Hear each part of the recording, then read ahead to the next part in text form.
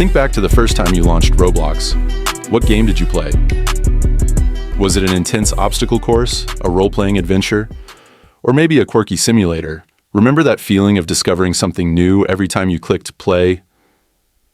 Roblox isn't like other gaming platforms. It's a constantly evolving universe where the players are also the creators. You've probably spent hours customizing your avatar, trading limited items, or even trying your hand at building in Roblox Studio. But have you ever wondered about the minds behind this digital phenomenon? While millions enjoy Roblox daily, few know the story of David Baszucki, the visionary who turned a simple idea into a platform reshaping how we play, create, and even earn money online. What makes Roblox truly special isn't just the games, it's the opportunities. Some young developers have turned their bedroom projects into full-time careers, earning more than their parents through virtual items and game passes. Could you be next? Whether you're a casual player, an aspiring developer, or just curious about this digital revolution, this story will show you how a simple block-building concept grew into a multi-billion-dollar platform, and how you might write your own chapter in its ongoing evolution. Roblox represents one of the most significant shifts in digital entertainment since the birth of the internet. At its core, it's a paradox, a platform where the majority of content isn't created by professional developers, but by its own users. Children, teenagers, and independent creators who collectively shape its evolving landscape. What began as a simple building game has transformed into something far more complex. A self-sustaining digital economy where virtual items hold real-world value, where 12-year-olds can become published game developers, and where major brands like Gucci and Netflix now establish their virtual presence. In 2023, alone, Roblox paid out over $700 million to its creator community, with top developers earning seven-figure incomes from their creations. The platform's technical architecture reveals its genius. Roblox Studio, the built-in development environment, uses the Luo programming language, simple enough for beginners to grasp, yet powerful enough to create sophisticated experiences. This accessibility has made it the first introduction to game development for millions of young creators. Meanwhile, the Robux currency system creates a closed-loop economy where players can purchase enhancements and creators can monetize their work. Socially, Roblox has become the modern playground. Over 70 million daily active users log in not just to play, but to socialize, learn, and express themselves. Schools use it to teach coding principles, musicians host virtual concerts, friends gather in digital spaces that range from recreations of real-world locations to fantastical realms impossible in physical reality. Yet, for all its cultural penetration, Roblox remains curiously misunderstood. Most players couldn't name its founder, David Baszucki. Few recognize how its educational roots in physics simulation shaped its creative philosophy.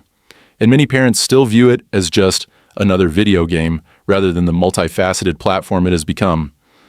This chapter will unpack these layers, examining Roblox as a technological platform, a social space, an economic engine, and most importantly, as a case study in what happens when you give creative tools to an entire generation. Roblox operates as something far greater than a gaming platform. It is a sovereign digital economy with its own laws, currency, and social contracts. When the company went public in 2021, its $40 billion valuation stunned analysts, surpassing legacy gaming giants like Electronic Arts.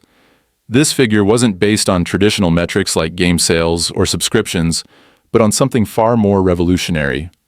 A self-sustaining creator ecosystem where value is generated almost entirely by users.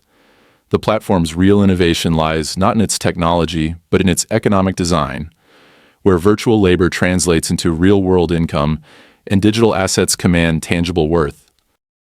At the heart of the system is Robux, a currency that behaves like a controlled monetary network. With an exchange rate fixed at approximately 400 Robux per US dollar, the platform manages inflation through careful supply regulation. Limited edition avatar items function as speculative assets, with rare cosmetics reselling for thousands in secondary markets. In 2021, Gucci tested this economy's legitimacy by releasing a digital handbag priced at 350,000 Robux, equivalent to $4,115, and watched as it sold out instantly, proving that virtual goods could carry prestige rivaling physical luxury items. This transaction wasn't an anomaly. It was evidence of a paradigm shift in how younger generations perceive value. The platform's wealth distribution follows a brutal but revealing pattern. While Roblox paid out $700 million to creators in 2023, the rewards were intensely concentrated. The top 100 experiences accounted for over half of all engagement, and fewer than 0.3% of developers earned six-figure incomes. Yet these outliers, often teenagers operating under pseudonyms, demonstrated the platform's disruptive potential. Take the case of Red Manta, a studio founded by three 16-year-olds, which grew into a full-fledged business employing adult programmers and artists. Or consider the anonymous creator of Adopt Me, a pet simulation game that became a cultural phenomenon, generating billions of visits and funding its developers' college educations. These weren't just success stories, they were proof that Roblox had quietly built the world's most accessible entrepreneurship incubator. But sustaining this ecosystem requires constant negotiation between freedom and control. Every day, Roblox's moderation systems parse over 20 billion chat messages, balancing creative expression against safeguarding its predominantly underage user base. The company employs over 76,000 human moderators alongside AI filters, a workforce larger than many tech giants' entire staff. This scrutiny extends to its economy, where anti-fraud algorithms track Robux laundering schemes and black market resellers. The platform's greatest challenge lies in maintaining trust. Players must believe their creations are protected, parents must feel their children are safe, and developers must remain confident in their ability to monetize fairly. What emerges is not just a company, but a microcosm of digital society. Roblox has inadvertently created a blueprint for how decentralized economies might function in an increasingly virtual world, one where labor, currency, and governance are redefined by their users. Its true legacy may ultimately lie beyond gaming, serving as a case study for how platforms can empower or exploit the communities that fuel them. David Baszucki's journey to creating Roblox began long before the platform existed, rooted in a childhood defined by curiosity and analytical rigor. Born on January 20th, 1963, in Canada and raised in Eden Prairie, Minnesota, Baszucki exhibited an early fascination with systems and mechanics. He spent hours disassembling objects, not just to understand their parts, but to grasp the underlying principles that made them function.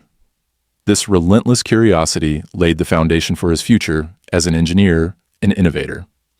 His academic path reflected this mindset. At Eden Prairie High School, Baszucki excelled in mathematics and science, but his true distinction lay in his approach to problem solving. He sought not just answers, but the frameworks that produced them, a trait that would later define his leadership at Roblox. In 1981, he enrolled at Stanford University, entering its prestigious electrical engineering program during a transformative era for Silicon Valley. The campus, brimming with pioneers of the personal computing revolution, exposed him to a culture where technology was not merely a tool, but a canvas for human creativity. At Stanford, Baszucki absorbed more than technical knowledge. He embraced the philosophy that the most impactful technologies were those that empowered others to build. This idea would later become the cornerstone of Roblox.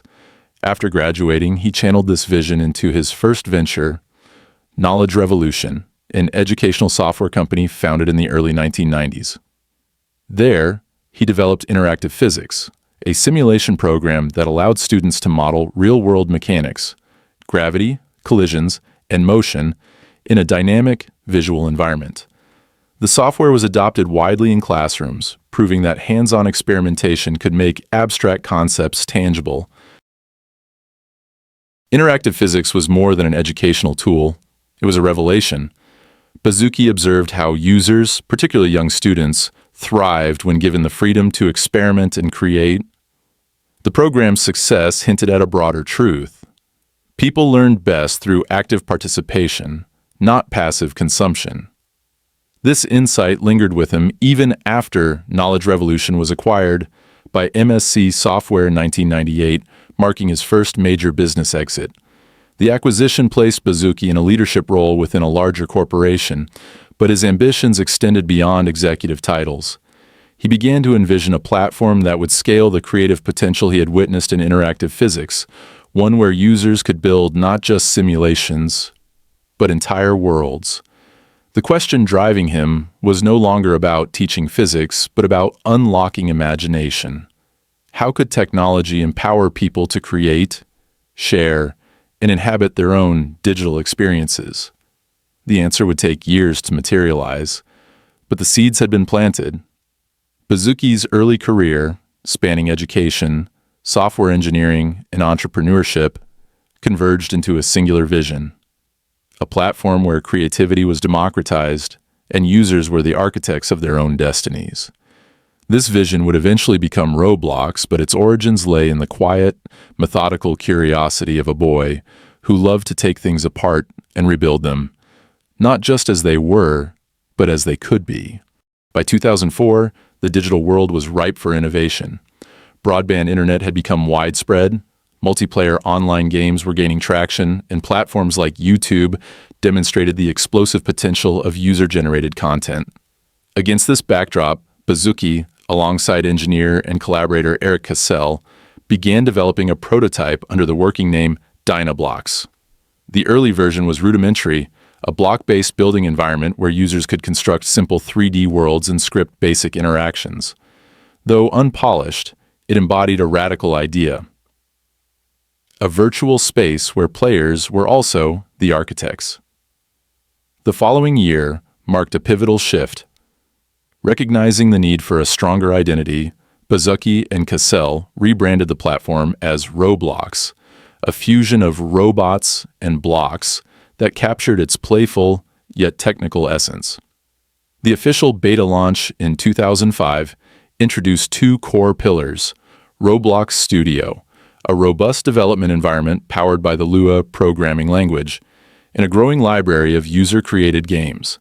Unlike traditional game engines, which catered to professionals, Roblox Studio was designed for accessibility, lowering the barrier to entry while retaining enough depth to foster creativity. The platform's early years were defined by organic growth and experimentation. With no major marketing campaign, Roblox relied on word of mouth, attracting a niche but passionate community of young creators. These users, often children and teenagers, built everything from obstacle courses to rudimentary role-playing games, each iteration refining their skills and pushing the platform's limits. Baszucki and Cassell observed this activity closely, recognizing that their role was not to dictate content, but to provide the tools and infrastructure for others to innovate. Financial challenges loomed during this period. Roblox's unconventional model, a platform where the value was created by its users, confused investors accustomed to traditional gaming studios. Venture capital was scarce, and the team operated on modest resources. Yet this constraint proved advantageous. Without the pressure to monetize prematurely, Roblox focused on stability and scalability, ensuring the platform could handle its expanding user base. By 2006, the beta phase concluded, and Roblox officially launched as a public platform. The timing was fortuitous. Competitors like Second Life targeted adults, while Minecraft, though similar in spirit, was still in its infancy. Behind the scenes, however, the team faced relentless technical hurdles. Server crashes, bugs, and exploits were common as the platform strained under its own growth. Moderation emerged as another critical challenge as the team worked to safeguard a predominantly underage user base without stifling creativity. These early struggles tested Baszucki's resolve, but they also reinforced his belief in the platform's mission. Each obstacle became a lesson in resilience, shaping Roblox into a more adaptable and enduring system. By the end of its first decade, Roblox had transcended its origins as a hobbyist project. It was no longer just a game, but a burgeoning ecosystem, a testament to Baszucki's vision of a world where anyone could build, share, and inhabit their own digital experiences. The stage was set for exponential growth, though the path ahead would demand even greater innovation and adaptability. The period following Roblox's public release in 2006 tested every aspect of David Baszucki's vision, pushing the platform and its creators to their limits. What began as technical growing pains evolved into existential challenges that would ultimately define Roblox's resilience and adaptability.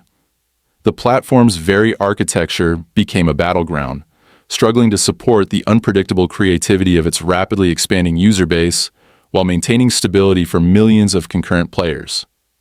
As user-generated content proliferated, Roblox's engineering team faced unprecedented scaling dilemmas. The platform's original framework, designed for modest traffic, buckled under the weight of viral hits and complex creations. Server crashes became routine, sometimes erasing hours of player progress. These technical failures exposed a fundamental tension between creative freedom and system reliability, forcing Baszucki to make difficult resource allocations between innovation and infrastructure.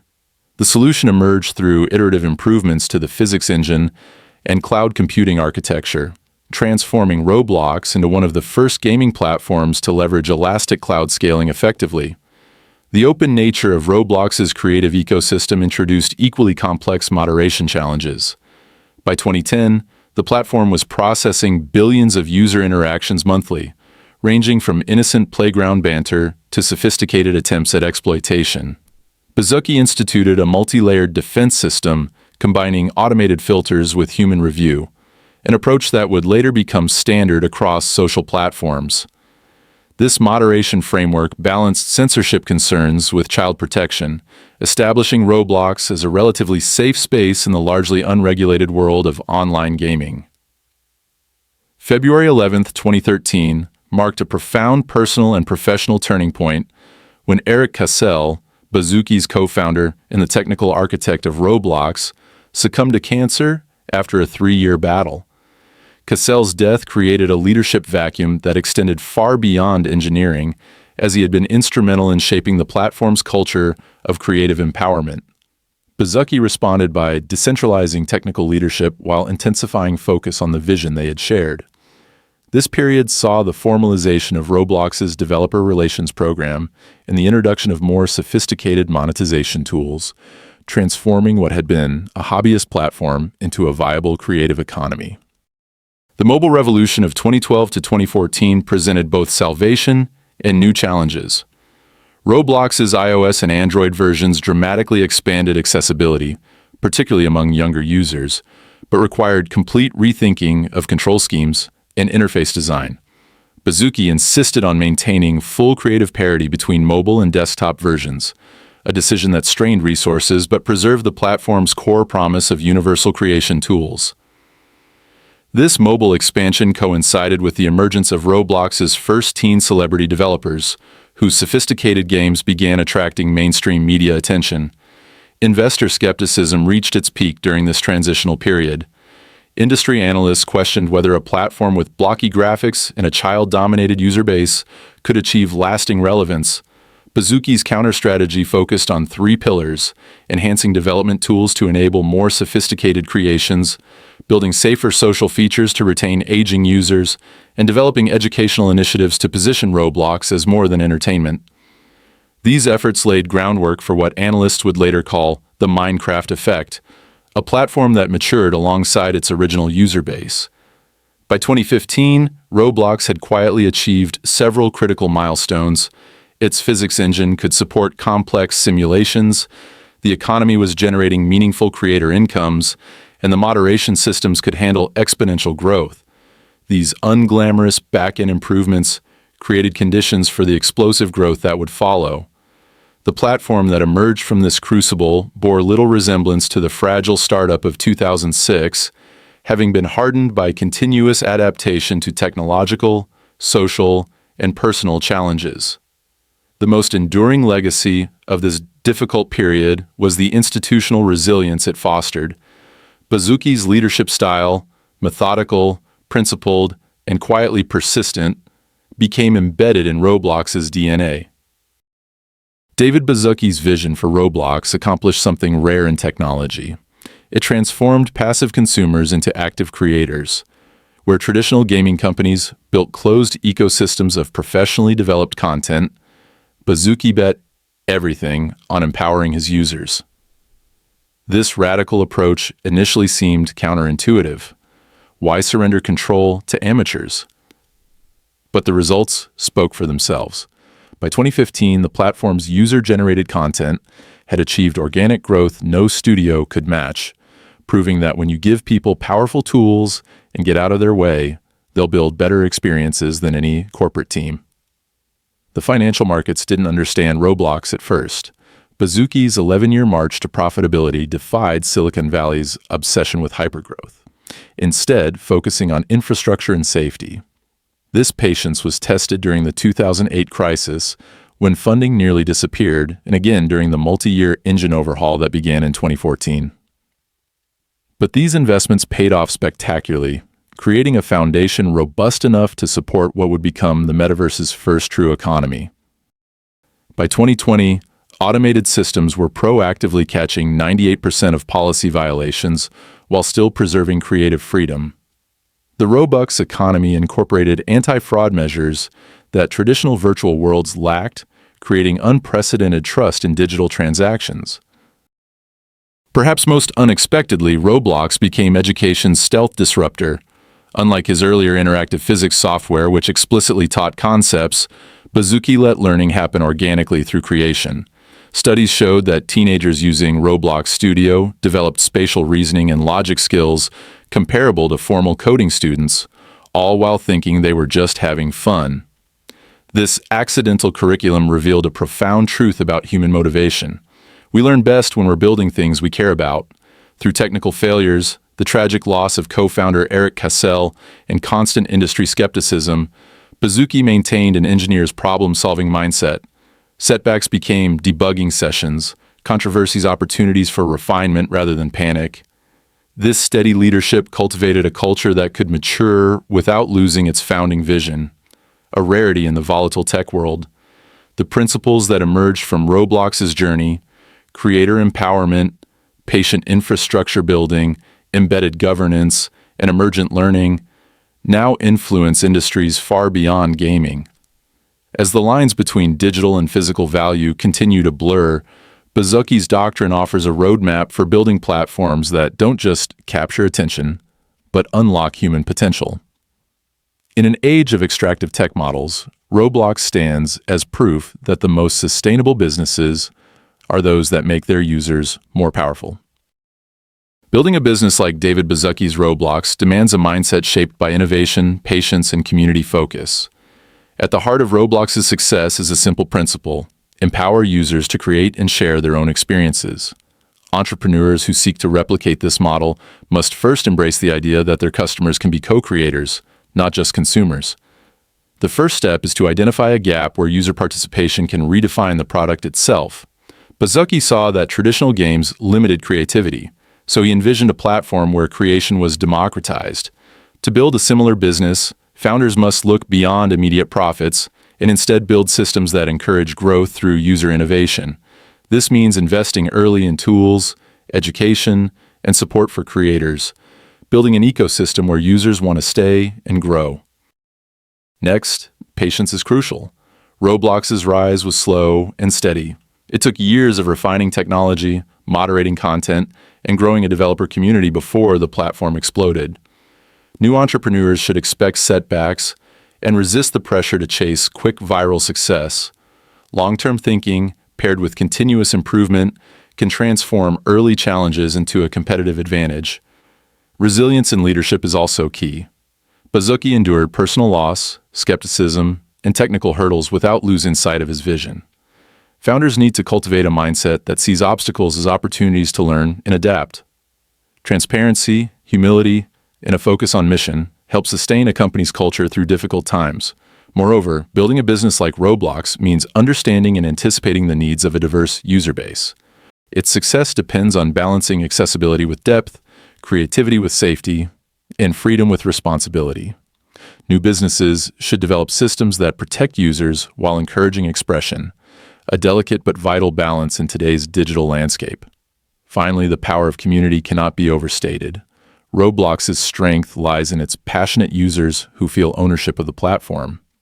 Entrepreneurs must create spaces for dialogue, collaboration, and feedback, Supporting creators with incentives and recognition builds loyalty and drives innovation. The business becomes more than a product, it becomes a shared experience. In conclusion, creating a business like David Baszucki's Roblox is a complex, multifaceted challenge. By learning from his story and applying these principles, aspiring entrepreneurs can not only build successful companies, but also shape the future of digital creativity and community. If you've made it this far, it means you're enjoying the story. If you're interested in more, don't forget to like, subscribe, and hit the bell so you never miss a great story. This is Liam. Thanks for watching, and see you next time.